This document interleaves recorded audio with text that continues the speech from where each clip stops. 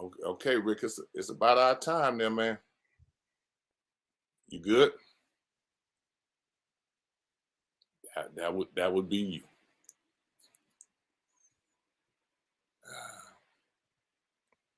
Let me see. Let me see. Let me see. Let me see.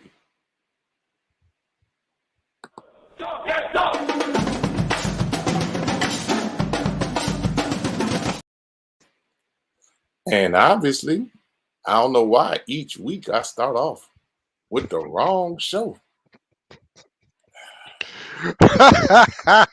Let's roll, baby. Let's roll with it. What's happening, Coach? Oh man, ain't that is just killing me. That is killing me. You can spend Y'all that already time trying to y'all get have it. been Go y'all have ahead, been go with ahead. me. I Y'all hear have you. been with us for 10 years now. Y'all know. Y'all know how it happens. So look, you know who we are. This is the Mick and Rick show. That's the Oh, coach over there. The legendary, the one and only Mickey Clayton. oh, Clayton, Clayton, Clayton, I'm done Clayton. with him. I'm done with him.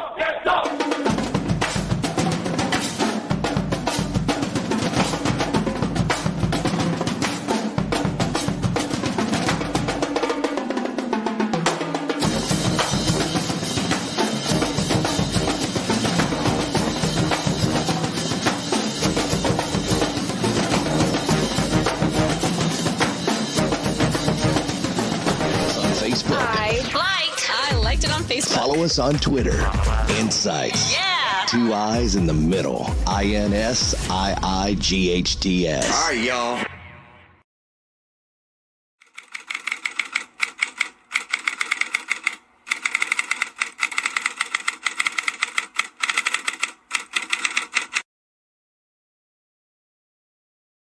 Not the disclaimer early. The disclaimer before the show starts. We're in for one. It said Welcome. before the show starts, you see the disclaimer, huh? Oh no, we are Oh, in for one. What's happening, Coach? oh man, you the man. I just want to be a part of the plan. Hey, I'm just happy to be here, my brother. I am just happy to be here. Well, actually, Coach, if you allow me just a second, As much time as you need, Rick. all right, I have to be serious when I do this. All right, because I'm wearing black. Sad occasion. The NFL season is over for me. I have no one else to root against. Mama, don't let your babies grow up to be cowboys. Ladies and How gentlemen, about them cowboys? Woo! we always, Woo! as you could tell, if you've been following us for a while, it's never scripted. Perhaps we need to script it. He's been waiting all year to be able to say that since he doesn't have a team. He's been Woo! waiting the whole time to be able to say that now. Whoa, man. I'm sorry, Todd. I'm sorry, Ellis. Michael and Adrian and Anthony and all you other cowgirls, and right on out to the sunset. It'll be all right. He said, right on out to the sunset. Do, do, do, do, do. Oh boy, oh boy, oh boy. All right. Now I'm serious. Now it's all good. Now, all good in the hood. Oh, good in the hood. You feel better now, huh? You got that off Yeah. your chest. Yes. Ah, well, ladies and gentlemen, we try to keep it rolling a little bit. But one of the things, just to give you a quick idea of what we have coming up, we have a young lady from the J School. She's gonna give you a quick teaser a little bit on something that we're doing, a documentary that she did, but we're gonna bring her in just to give you a little teaser, a preview of what's coming. And it warrants its own show. And that's what we're gonna do. We're gonna bring you up to date with some things with Rattler, former quarterback Quinn Gray. Quinn at head coach at Albany State now. We're gonna bring you up to date with that. We're gonna give you the best from social media. Some of the things that people have sent us about social media. We're gonna bring you up to date on that. We got the high school Super Six. We got remembering the legends. Update with the Claflin Athletic Show. And then we're going to get to Rick's favorite topic, Bethune-Cookman. The Ed Reed versus Bethune-Cookman fiasco. And some of that is going on and what some of the comments are that have come to us. And then again, some of it, we have some insights interviews. Some of our students are down there. Parents are down there. They've been on the Inside Show. They've been providing us with some keen perspective in terms of what's going on. And you know, oh my God, our boxes are blowing up with people with information about what's going on and different things. And if you see in the background, you see the storm. It's storming in HBCU sports right now. And we're gonna get to all of it in this show. But one of the things about that Ed Reed and Bethune-Cookman piece, you know, I'll lead with this. We had a long discussion about celebrity coaches. And our term that has come back to us was, you know, we didn't think Deion would do what he did, but he did a heck of a job. He caught lightning in a bottle. He did. And now everybody thinks that they can do it. Everybody's not Deion. But when you look at some of the celebrity coaches that are still around and coaching it, they haven't been able to put it together like Deion did. And unless you do due diligence, a lot of negativity can come out of it. So, you know, we call that. And we also called on our last show that the students were going to be supportive of Coach Reed being bent like that. That's just some of the stuff they like. But we also said that was going to be an issue. Mm-hmm. But moving along, we have a full show for you today. And I have a young lady that I want to bring to you. One of our frat brothers and fellow coaches the girls team at Leon High School, Coach Bruce Daniels, a Bethune-Cookman grad. He recommended this young lady to me and a show that she did. And I'm going to bring her on the show. Nervous or not, we're going to bring her on. Welcome to the show. Look at that pretty smile. Hello, everybody. My name is Kaylin. I am from Chicago, Illinois, and I am a broadcast journalism student. J School in the house. Hello. Rick Brown is from the J School as well. Did you like it? Oh, well, I'm from the old J School that was in Tucker Hall, yeah, but yeah. Oh, Tucker, I didn't know about that. I know. The pretty building that y'all have now wasn't around then, but yeah, such a privilege now. But y'all are doing good. Y'all are doing good things. Thank you. I appreciate it. I'm sure a lot of the students at J School appreciate it too, because we have been working hard this semester, and with a lot of us trying to graduate, new things are developing, and we just want to continue to show more people about it. And we're gonna bring you in for Insights Magazine. Kayla and I are gonna do a story on it. Dr. Miller, former Rattler basketball player, deals with mental health with students, and she's gonna come on with us as well. Mm-hmm. But Kayla, just give them a little teaser. Tell them a little bit about what you did. Okay, so last semester we had the task of, I don't know if you taken documentary class, but I had to either take like TV news or documentary, and I really wanted to make a film that was dedicated towards students who used to play a sport or still play a sport and never really knew how to communicate when they were younger, and like deal with either being a normal student or just a normal person, like developing relationships and how they cope. So I really wanted to make a documentary that not only like honed in on what I did growing up or what I went through, but as well as my partner. Her name is Kaya. She's not here at the moment, but she explained her story on cheerleading, and I did it on like basketball and swimming. So we kind of just put those together while incorporating other students who wanted to talk about their feelings as well. And that right there is a whole mission, because it's kind of hard to find students who are actually willing to talk about their feelings. So this whole film is just very special to us, as well as, I don't know, our parents, our families, our friends. Like, I just feel like everyone should see it. And I agree. When I saw it, I didn't even watch more than a few minutes. And I said, oh, they have something going right here. It's, you know, we're going to do what we can to help get it out. That's part of our mission. Thank but you. You said something. You said what? You said something. Normal students. Boy, I remember when I stopped playing sports, that was my thing about a normal student. You ought to have straight A's. But I'm not gonna lie, I don't like the phrase, oh, she's a norm. Like, Jeez. Like I have nothing to offer, but it's literally a term that is used throughout like colleges and universities where students either like just aren't looked at as like great. Like they're looked at as like, oh, you're not looked at this school. Athletes are like, no, everyone matters and everyone has a story. So this documentary will show, and Mike, I hope, not Mike, Rick Brown, I hope that you like it. I just really feel like it touches a lot of places in your heart that you really wouldn't like expect because it's a film on mental health. And I don't know, I feel like we demonstrated it in a very like thought out way. Yeah. Did you have an inspiration to do this piece, or? I'm not going to lie. When I was younger, I dealt with a lot of, I don't know, alone time, and I didn't necessarily know how to come out that shell and act like everything was okay. Like I really had a lot of anger towards like why like I don't want to do certain things anymore, or why like just watching the sport or even just doing it for fun. It's just not fun anymore. But I really felt like because I was given this opportunity, this platform to finally like make my vision come to life, I took the opportunity. And I was just thankful like that my partner had like common things that she wanted to talk about. But this has been something on my mind that it's been processing for about like 2 years now. So I'm just glad that I was able to create it. And we're really glad that you shared that with us. Really glad to be able to highlight some of the students that we have at our university and some of the really insightful and progressive things that you're doing.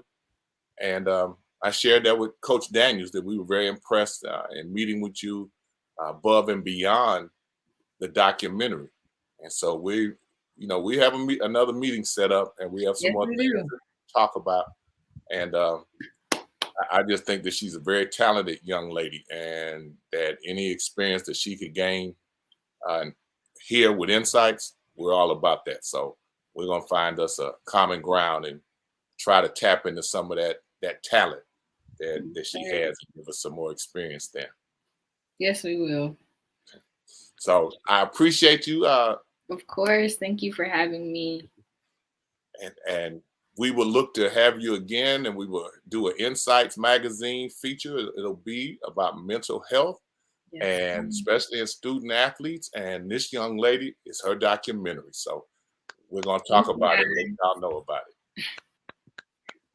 We appreciate you being with us, Kayla. Of course. See you soon. That's right. INSiiGHTS now has its own Roku channel.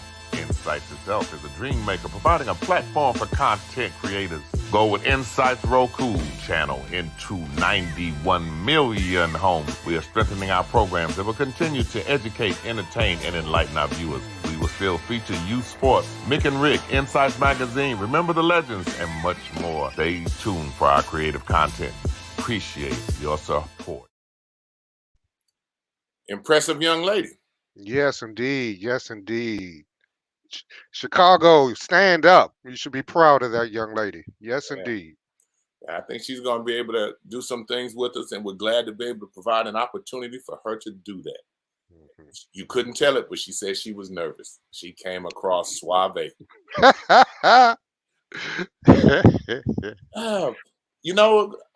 Our former star quarterback, high school coach in the area, Quinn Great, now the head coach at Albany State. He's tapped into something in terms of everybody now is talking about the scholarship offer he just made. Have you heard about it?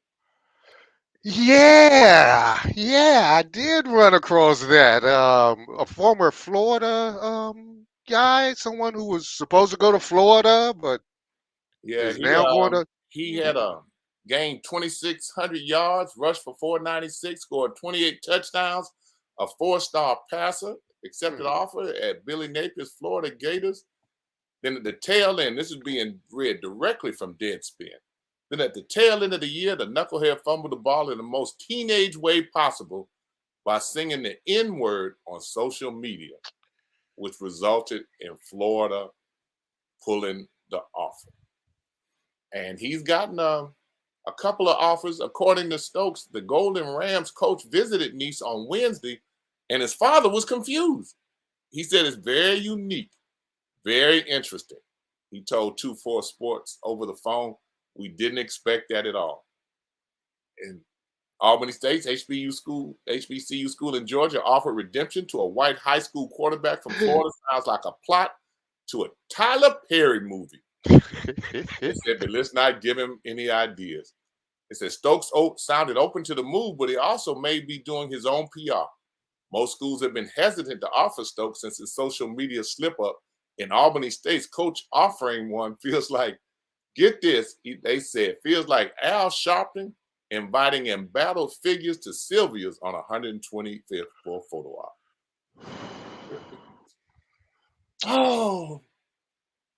Oh, leave it to Quinn. And no, Albany State got a lot of publicity off of it. Yeah. It's a situation where they need a quarterback and he'd be able to play, but what do you want to bet that he doesn't accept that offer?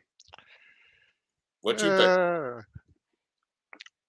If he's smart, though, Coach, this is an NFL quarterback, or former NFL quarterback, who had success at college, who could perhaps lead you to the next step, the next phase.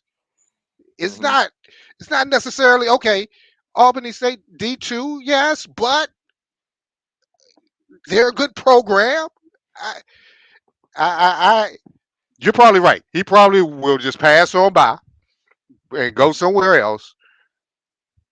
But he better listen, though, because Quinn can teach him some things. You added something there that almost slipped my mind, which comes easier to do as these months pass by. But the fact that he played in the NFL has some success. I mean, you think about some of these celebrity coaches we're talking about. You have a person in Coach Gray who's actually paid his dues. Mm-hmm. He's also another young man that we reached out to, and we'll have another special feature on him for Insights Magazine, going over to Albany State and interviewing him and getting some pictures of the facilities and talk about what he wants to do with his program. He deserves that, and we're going to do that for him. So Quinn is just that kind of guy. We want people to be able to reach out to him and be able to see him, advance the Golden Rams. No. Speaking of that, our Claflin Athletic Show just did the baseball team. They'll be in Jacksonville playing the national champions, EWC, in about 2 weeks. And we had them on, and their success and rise to a national championship. And Claflin's going to, with a new coach over there, they're going to play over there in about 2 weeks. And, we just try to stay and keep you apprised of it. And Claflin now is beginning to make an inroads with some of the athletes in this area. So their show that's on Roku and on YouTube is actually getting out and bringing them some attention. So some of that is actually working out pretty good for Claflin. And we've only been a few months into the program. So we're kind of happy about it for them in terms of what they're doing.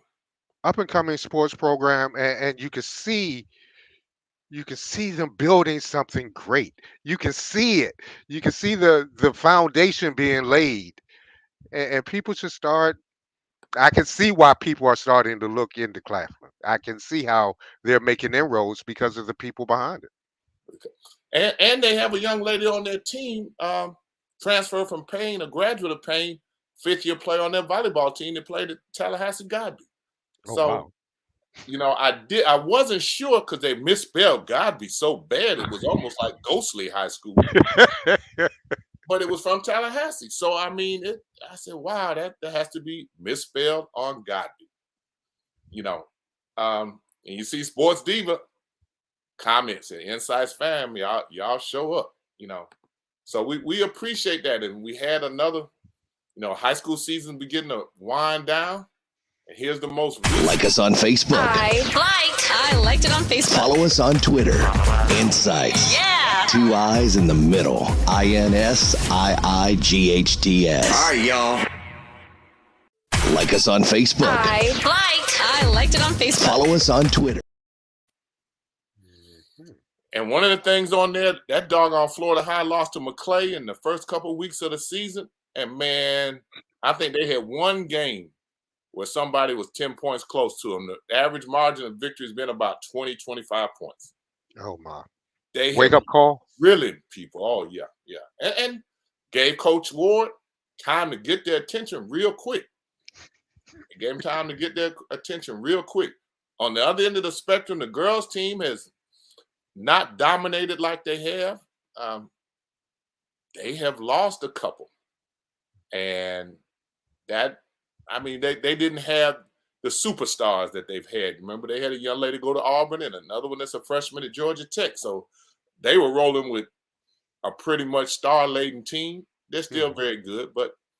And Ricketts had lost to them earlier by about 6 points, and Ricketts kind of handled them by about 25 last week. And Ricketts girls were coming off that victory, and then they turned around and let Monroe beat them by 2, which has a good program. Monroe's coming. So, you can't – the moral of the story is you can't celebrate a victory too long because there's somebody coming that's looking to slap you in the face real quick. And it's a difference being the hunter and the hunted. Just mentally, it's a difference. I always remember when baseball coach Jamie Shoops kind of turned around the baseball program real quick at FAMU. They didn't do so well. Towards the end, and he told me, he said, Coach, one thing we didn't do is my fault. I said, what was that? He said he wouldn't teach them how to win. He said, you have to teach a team how to win. When they haven't been winners, you have to teach them how to win and how to handle it. And I just thought that was an excellent point by an experienced coach. That was the point. How to handle it. How to handle it. Because you start believing all the press clippings that my brethren always bestow on you, and you hear. And now with social media, goodness, I can just imagine that's gone even tenfold than back in our days. Exactly. Goodness. Now, just to kind of say we had a lot to cover, we got something we're going to show everybody here. Watch this. Kobe.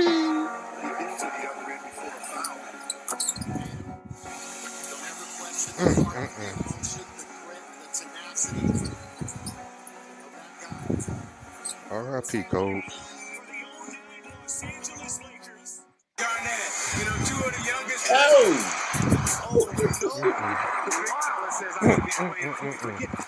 From IG, be legendary. 62 for Kobe and 61 and an 81-point game. 55 in the second half. 55 and a half. Amazing.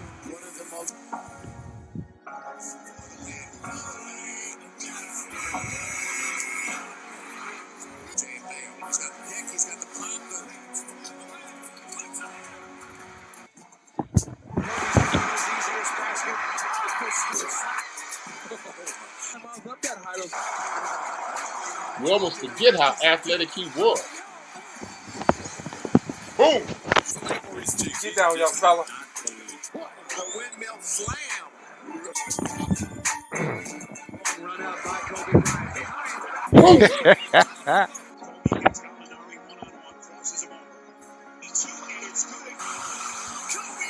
Come get it. On both of them.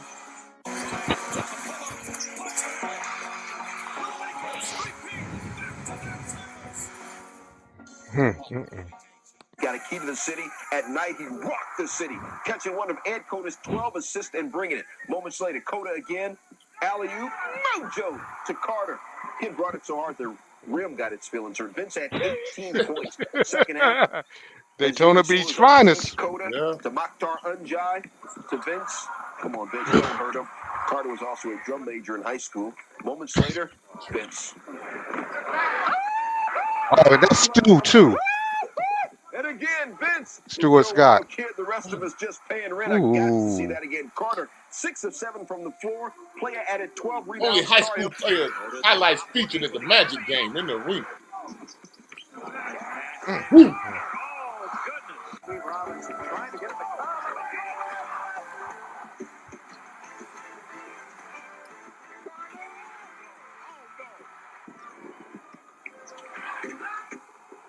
If you're Duke, you better be concerned with the passing ability, number one, of Ed Cota. You got that uncanny ability to find the open man, to break the defense down. You can win it, Ed Cota, and get the lob inside the Vince Carter. But those acrobatic jams. You just Carter I had could have to done that. to the steakhouse to see his mama's He style. ain't In gonna the get morning, it. he got a key to the city. At night, he rocked the city, catching one of Ed Cota's 12 assists and bringing it. Getting that fertilizer up the hill. Uh-oh.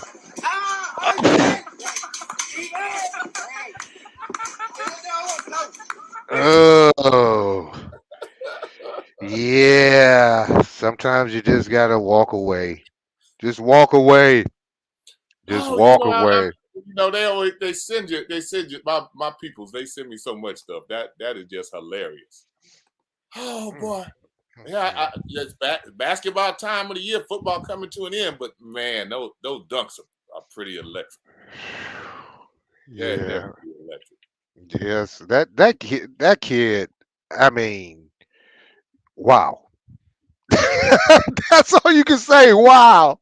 Wow, this kid was amazing. Half bad, half amazing. Right. Exactly right. But we have what we do. We got something here.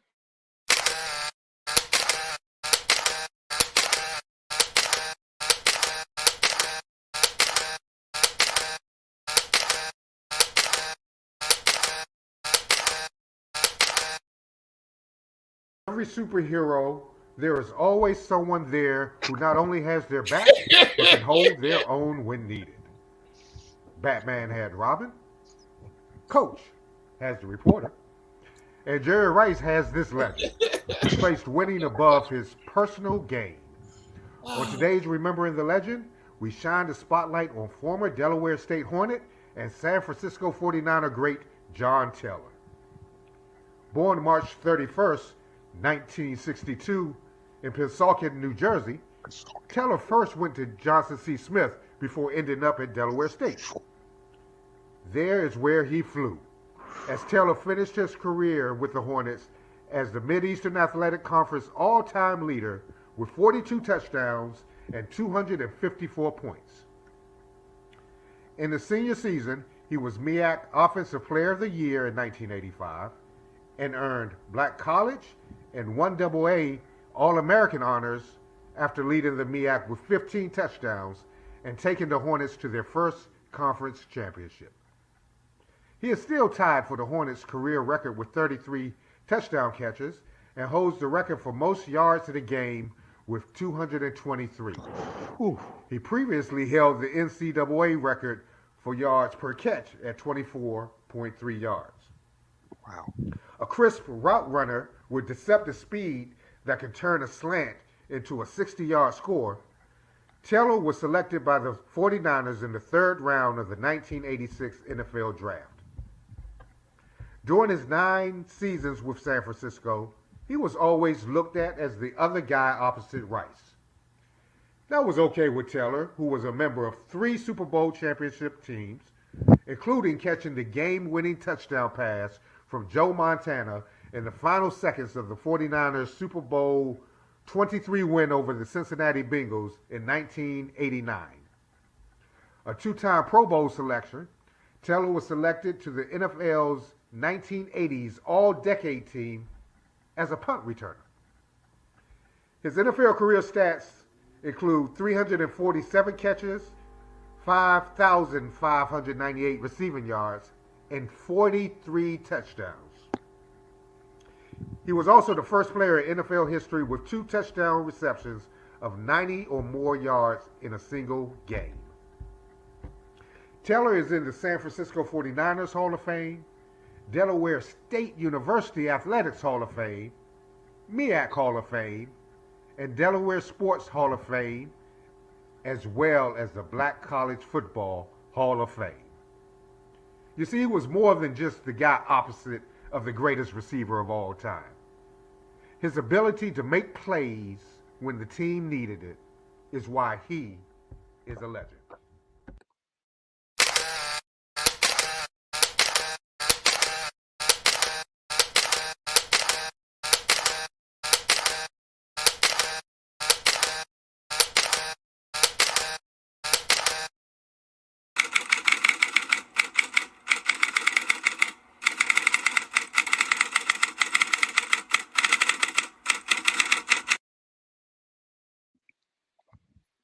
Good job, Rick.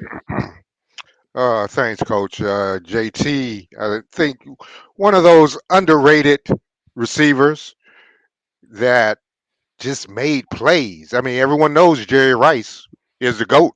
He he did it all, but Taylor took some pressure off of him too, and he did.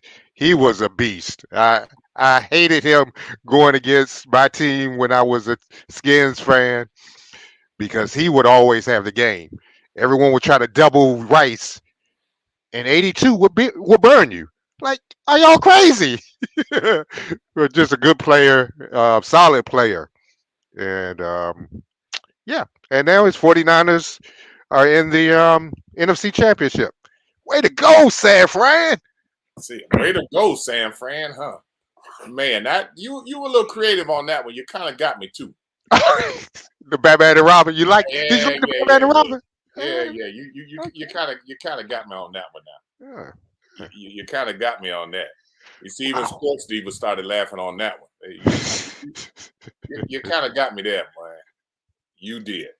And when we come back, we want to talk a little bit about the craziness that is going on. We're gonna talk about it a little bit, Rick. Like us on Facebook. I liked it on Facebook. Follow us on Twitter. INSiiGHTS. Yeah. 2 I's in the middle. INSiiGHTS. All right, y'all. Rick. Coach. So much stuff has been sent to us, and there's been so many things that have been asked of me personally. And then a lot of it, people were sharing information about what was going on. Most of you have seen most of it. It's a lot of it out there. At some point, you almost get oversaturated with it. But as somebody told me, it was a made-for movie. One said it's made for TV, and somebody else said it's a movie in the making. I hope. I hope not.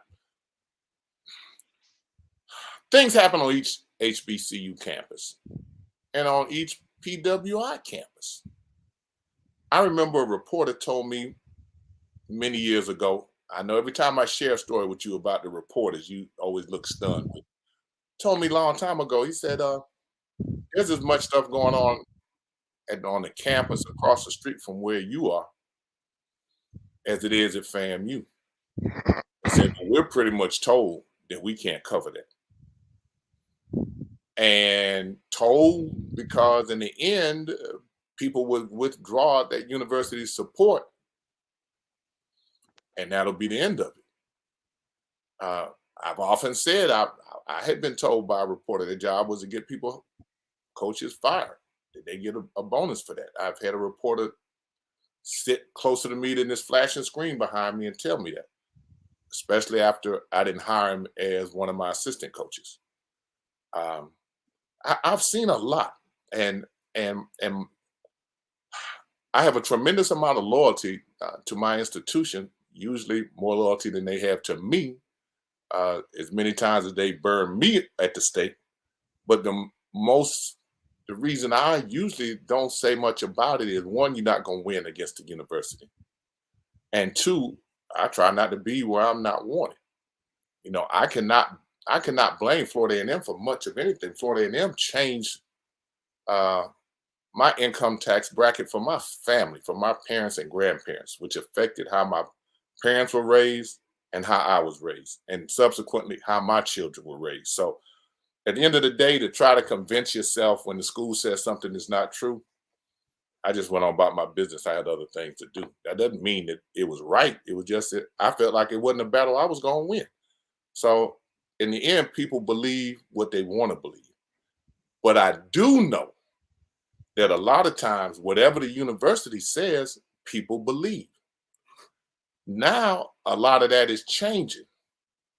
And my thing, when the students have complained about living conditions, mold and mildew, getting their return checks. That is a completely different issue than what happened with the hiring or non-hiring of their football coach.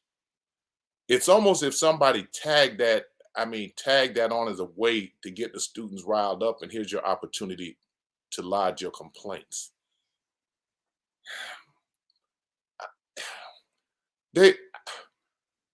I'm read snippets of what was said. I probably need to run that again. Somebody sent me a thread that said something's wrong with Coach. The players said they had a meeting yesterday. He made a group of them come up front to sniff their fingers. He was checking to see who was smoking. He would sniff, then smell coffee beans before the next person. One player who had been smoking before the meeting said he just kept his hands in his pants while he waited for his turn. So his hands smell like sex. He ain't right. He ain't right. But now the people I know at Bethune-Cookman said they spent a lot of time trying to figure out where the building was, where this field was, where the fence was open, and all of that. And they said, Coach, you've been on campus. I have. I said, but that doesn't mean that I know the in and out of it. Right, right. I said, I assume the practice field was over behind where the gym was, where more gym was. There was an open field. They said, no, that's where the band practice now. And so they said, I'm saying, so I still have no idea where the field is. And the field is behind the football office on the other side of that main street, that International Boulevard. And they said that's where they were going to put the practice field.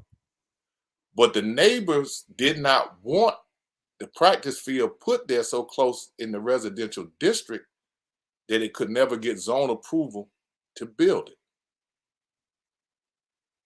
The office that they showed the people walking through, which he had the keys and let them in, which if you're not hired, how do you have keys? I mean, that, or the keys weren't returned to you. I know a lot of campuses, that once they terminate you, they have security escort you off campus. Right.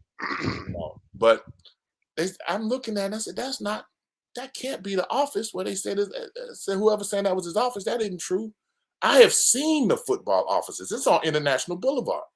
And Cookman had did two things I was really proud of. They bought a used car dealership and renovated it.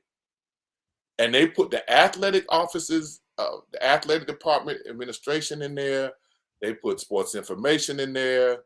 They had a little room that they made where they used to repair cars. They went in there and kind of made it a small convention hall so the president could meet some people and stuff. Really nice. Really nice. And then they had a new building that I was blown away with, where the coaches were. And for the life of me, I take pictures of so many places. And once I find and get those pictures, I'm going to put them up. You walk in, it's like the Hall of Fame. They got Alvin Wyatt's pictures on the wall and all these different. They got a big trophy case with, they had won, how many times they had won the Florida Classic. It was right in the middle. I mean, that thing was nice. And I said, this explains to me, this is what they're showing people, why they're able to get some of the recruits. Had a weight room in there and things. And I said, when I get those pictures, if it's 2 weeks from now, I'm going to still put it up just so people can see it. But when he talked about the office, I was like, that was not the building where the office is. That wasn't it. So it's just so many things. Now, some of what he said was probably true. And from parents and some of the kids that were there, some of it was true. I mean, how you not hire a person that you're allowed to recruit and bring kids to your campus. The AD says in a feature that Vaughn Wilson did with HBCU Now, HBCU Connect, HBCU Sports, one of them, which was a pretty good interview. The AD said he thought when Coach came on campus, when Ed Reed came on campus, he was just supposedly coming around to look for a place to move and a place to live and look at the housing situation. He said he didn't know he was coming to stay. So he says. There's a certain amount of truth and there's a certain amount of non-truths that are going on. And some of it you have to kind of figure it out yourself. What's your thoughts there? A couple things. You touched on something earlier in the program about trying to hit lightning in a bottle. Catch lightning in a bottle. Catch lightning in a bottle. And I think that's what Cookman tried with Ed Reed. Hey, Dion did. Hey, this could be the next Dion. And that's the thing. It seemed like in sports, teams always copy what's successful. and so you're high passing offense. Everyone's gonna be passing. You play the 3-3-5 defense, and that works. Hey, let's do that. This time, not so much. And on the other side with Ed Reed, I think he wanted a job so bad that he took Cookman sight unseen, and that I don't think he went on the. I think that might have been probably his first time on campus, and well, not that day, but so he didn't know what he was getting into either. And not being from an HBCU, when you come from a PWI, there are differences. And we discussed this last week that things don't operate at the same pace when I asked about the contracts. Well, why isn't the contract signed? Things don't operate at the same pace. So I think there was blame on both sides here. Mm-hmm. Now, my thing is, what job is going to hire someone who publicly bashes them? I mean, if social media was around and after, I don't know, my boss was pissed off at a story I wrote, I went online and just started bashing the Ledger, they would have said, okay, hand me the key card, get out.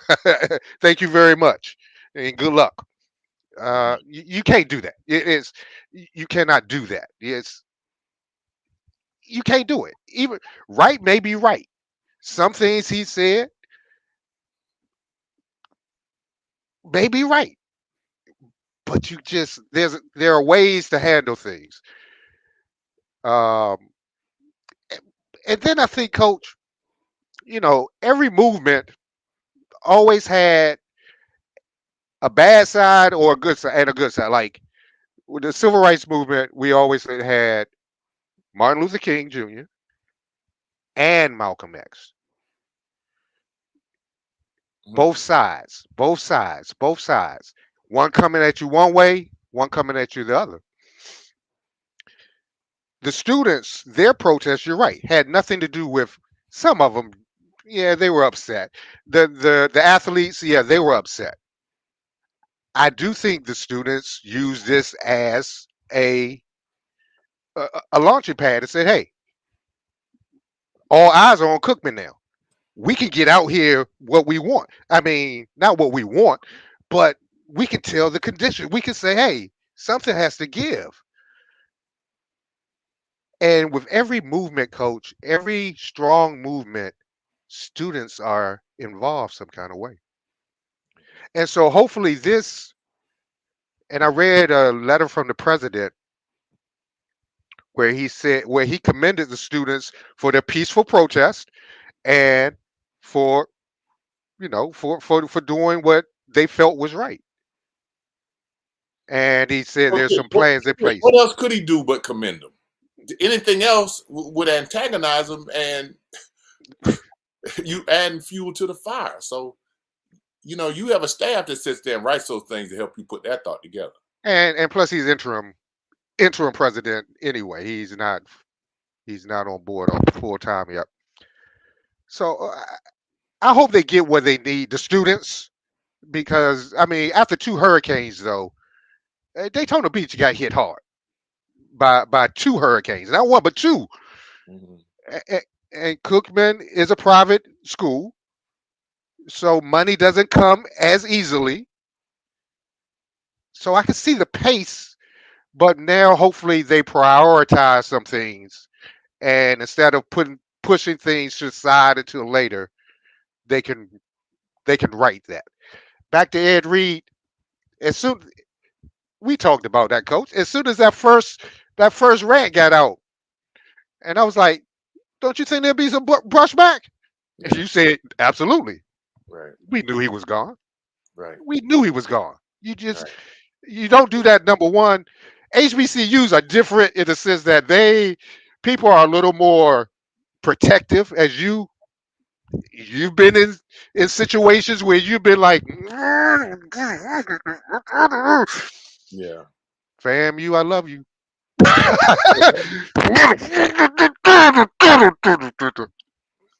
Yeah, and just kept things to yourself. But and other institutions, you're right. FSU, Florida, every institution has their, but it's under wraps. You don't hear anybody coming out like like you're an NFL player, like you're going against like me. You don't like on this show and go back and forth like I do with Todd. Hey, cowboy, you don't see that, and you don't do that. So the professionalism, you have to maintain it. You're a leader of young men. You have to show them that there are other ways. He didn't do it. Sad but true. I mean, the public pressure is incredibly intense, and I'm reading straight from what somebody sent me. Said he needs to look to the heavens from whence he came. He does not know where to go to resolve his issues, and is breaking him down, and is doing so in front of everyone. Said he has become a spectacle, and the media, especially our media, is devouring him. Somebody else said that Roe Parrish guy was trying to help Ed Reed, but he couldn't control him. They said someone needs to spike Ed Reed's food with anti-anxiety medication. He needs to sleep for a few days and stop doing interviews. Yeah. Because he continued to open mouth, insert foot. And you could look at it and how emotional he was. And, he didn't know how to deal with it. Somebody else told me, they said, it's a terrible situation. I figure most coaches talk that way. But Reed just posted it online. Coach Prime is an exact exception. He knows what it takes to move up in PWI. You have to be well-rounded and politically correct. That's why you don't see us at those elite schools, because of what Ed pulled. Their thought is that we are all like that. Okay, I see your point there. Okay. Yeah, that. And see, somebody had made that, that comment about it. It's a different animal, and to be able to be successful, it takes a little bit more in our institutions, And Sports Diva added a piece, say, Big Mama told us to keep our business in the house. What goes on in here stays in here. Haven't you heard that growing up? Haven't I used it? You said right. And see, you touched on something too about the loyalty and the fact that we always said, and even when Deion, we did not think, let me speak for myself, but I didn't think that Deion would be as successful as he was. What I've said is on record. You can go back there and pull it up. As I had one AD tell me, I've read every single word you wrote, and I've listened to every word you said. I said, yeah, I could tell because you've taken all my programs and tried to act like they're yours, but that's fine. I don't care as long as it helps the school. I don't care how much credit I get or don't get. But the record is out there. We've said that. I didn't think he would be that successful. I was hopeful he would be. Hiring former NFL players and NBA players and all to come back and coach has been a crapshoot. And it has not given the institutions what they've wanted. And to a school, they all wanted them to be able to tap into their friendly pro connection to help run their program. And that has always been an issue. And there's you overlook so many people that have gotten experience, that have served their time, and so especially the minority coaches who pretty much, even those when they would hire somebody from a PWI who had no idea what it was like at HBCU, the ones that were successful were far and in between because they had no idea what it was like to work at an HBCU. And they thought that when they got the job at one of our HBCUs, it was like they were at Miami, Florida, Oklahoma, Ohio State, and this is my turn. And we don't have nearly the funding and all of the benefits that come along with it. You don't have that. If you're not willing to, as Bill Hayes said, he had to buy a lawnmower to cut the grass when he was at Winston-Salem because they didn't keep the football field right. That's the football field, not even the practice field. He said, oh, yeah, he had to do all of that. If your wife isn't willing to wash uniforms, fold them up for you, if you're not willing to ask friends to donate money to help get a locker room because there's no benches in there. I've talked about that. There's no lockers in there. You in there with your staff cleaning out the stalls that are mold and mildew. You don't say anything about it. You just go about doing the job because that's what you do. And they know that if you're an alum, the negative is they know that you only going to say so much because you love the school. So, they get a whipping to you and you just take it and keep on going. If you talk about it, people are like stunned. But you don't give the people who have the opportunity, who have spent years getting better, to be prepared to coach, that opportunity. I was always, I was always a little independent in my thinking. And when players would want to coach with me, even as assistants, I hired Clement Johnson as my assistant with the men's team, Claudette Farmer when I was with the women's team. But if you want a job, go to the institution that you played for. When you recruited you, that's where you wanted to go play. So now they won't give you a job. No, I'm not really that feeling that. We try to get somebody who understands what the culture is all about. Now, the thing that bothers me is that everybody says all HBCUs are like that. Deion had a good run. He brought a light to HBCU situation. He also showed you how you can work around not having what you need and get it for yourself. He was good at doing that. He's an excellent salesman. And his teams got better because it was never his ego. He got good coaches to work around him and with him. And it was never about him. It was about getting the best people for his program that would help his program grow. At the end of the day, he gets the credit, but he just gave people opportunities, as he did when he took a lot of HBCU coaches with him to Colorado. So he did catch lightning in the bottle, and we hope he does well at Colorado. Rick, how do you think this Cookman Ed Reed situation is going to end, or has it ended already? Oh, that chapter's gone. That's said and done. There's no way. There is no. If Cookman even entertained the thought of bringing back Ed Reed, then they deserve everything that's coming to them. They deserve that. And that's not. And I'm not knocking. I'm not trying to knock Ed Reed. I am not. I am not one of those guys. Because when I saw his press conference with the players that Saturday, when he announced that he was gone, that touched me.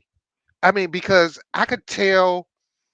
Well, it came across that he really cared about these kids, and he just met them. What, a month ago or so? Right. And and it seemed like the kids bonded with him. So it touched me as a reporter. It was like, wow, that's tough. I hate it had to go down like this, but it had to go down. I love my kids, but when they acted up, it had to go down. I mean, no, that saga's over.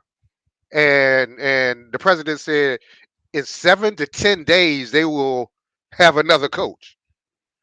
So yeah, that saga, that chapter's over. We'll see what they do next. Okay, I won't argue that. Let me ask you this: whose hire do you think it really was?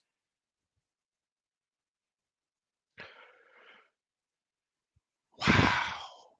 Come on. I don't know. Bec- from hearing from the inside or from sources, it's hard for me to believe it was Reggie, the AD, even though he was a pro athlete as well. Just Okay, because okay. they get along. We'll X the AD out. Okay, so who would that leave with that? Are you saying the next level up would be the president? Yeah.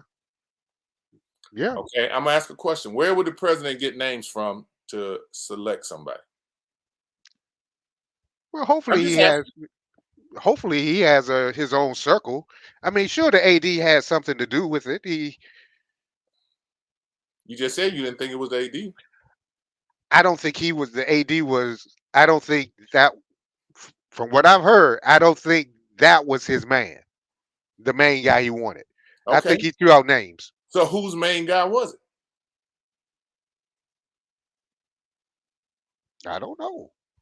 I would bet, based on what I have heard and how Cookman operates, is that it came from the board. The board. Just like the board selected Reggie Theus. Yes. Just like when they wanted to make a move earlier to hire professional athletes, and you had an athletic administrator who did not think that was a good move to do that, who is now sitting somewhere, probably on the beach, feet in the sand or whatever, just kind of watching all this unfold. Anytime you have a well-run organization, once you move somebody from it, it can run on its own for a little while because it's been well put together. The issues come when it needs a tune-up, when it needs oil change, when it's a flat, when the engine's going bad, and you don't have someone who knows enough to correct it so you keep it on course. Therein lies where the problem comes. A blind man could drive a car on the straightaway. It's when it hits a curve. What do? And the board, from my information, wanted to bring in these celebrity coaches. Now, why do you think the AD, who is a celebrity coach, would take the hit for it? Because he has to. You have to take the bullet. You have to. For the people who hired you. Yeah, I see hire. Sportsy was trying to tell you, Rick, hire. From the and you had an interim president. How many interim presidents has Cookman had? They've had at least 3 or 4. They still haven't named anybody permanently, so the board is running it. Right. You Forgot know, about the board. Yep. Yeah, they get cease and desist letters sent out to some of the people and stuff, and the alumni, and the board are fighting. So it goes much deeper. And once you have that vision that you think hiring a celebrity coach can go well for you, when you don't catch that bottled lightning, it could burn your hand. Cookman, I've always had an excellent relationship with most of the people at Cookman. I've always wanted them to do well. We still want them to do well. They have educated a large percentage of students whose tax bracket was changed with their degrees from Bethune-Cookman. And I remember I had a daughter who wanted to go to Cookman. And she had 23 ACT score. Cookman never got back to her, of which I was glad. But if I had told her I didn't want her to go to Bethune-Cookman, she'd have went for real if she had to go back. But because of my relationship with so many people at Cookman, I felt like she'd have been all right because I'd have had enough people to check on her to make sure she was good. So I don't have any animosity. When I graduated from college, I thought I was going to get a junior college job at home at Brevard Junior College. On my way down, I stopped, and I've told this story before. I talked to Cy McLaren about being assistant basketball coach at Bethune-Cookman.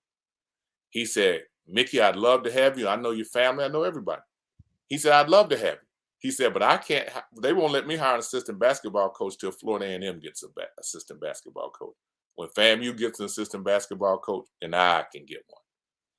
And so I don't have anything negative about Daytona Beach and Bethune-Cookman. I want them to do well, and I want them to correct this ship and get, somebody who could see so that they can keep this thing on the road, And we talked about mental health. I was just hopeful and worried that we weren't watching Ed Reed's mental health go bad with all the pressure that he's under.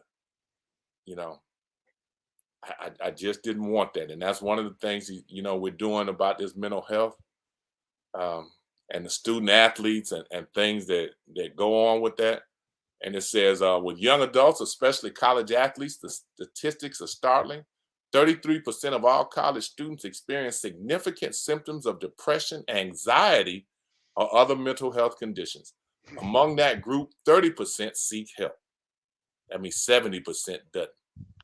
But of college athletes with mental health conditions, only 10% seek help. Among professional athletes, data shows that up to 35% of elite athletes suffer from a mental health crisis, which may manifest as stress, eating disorders, burnout, or depression and anxiety. We're inspired by athletes such as Olympic swimmer Michael Phelps, USC volleyball player Victoria Garrett, NBA player Kevin Love, and those who are telling their story and inspiring others to seek help. That's why the piece that we have coming about mental health is so important, and especially when you're hearing it from the students and what they have experienced. We're really excited about doing that show for you. Yep. Crawfordville Lindy's is a place for you to go for your chicken. It's a short drive down Crawfordville Highway, located at 2120, right across the street from Walmart. You can get all your fried chicken needs, including chicken wings and chicken tenders in your choice of flavors. The boneless chicken sandwiches are made from whole chicken breast and dressed exactly how you want it. You can even order hot chicken, H-A-W-T hot. No need to go to Nashville. It has a great slow burn to it. Try it. We do chicken right. Crawfordville Lindy's both day and night. Yeah, man, Lindy's. Oh, It always can hit the spot for you. Every time I come home, I go to Lindy's. Hey, one more thing, Coach. One thing, real quick. Spell fat. P-H-A-T.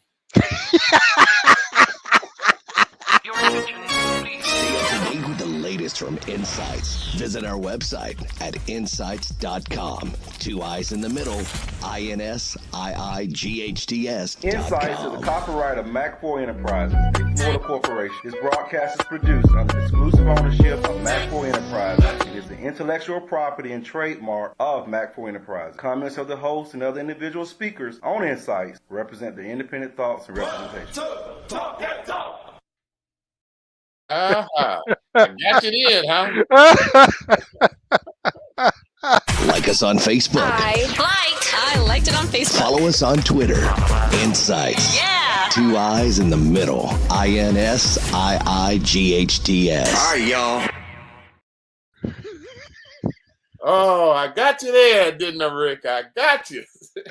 You watch too much social media. Get on social media. I said, Rick trying to set me up. I said, I got one for him. Yeah. Yeah. I love it. Until next week, folks. All right.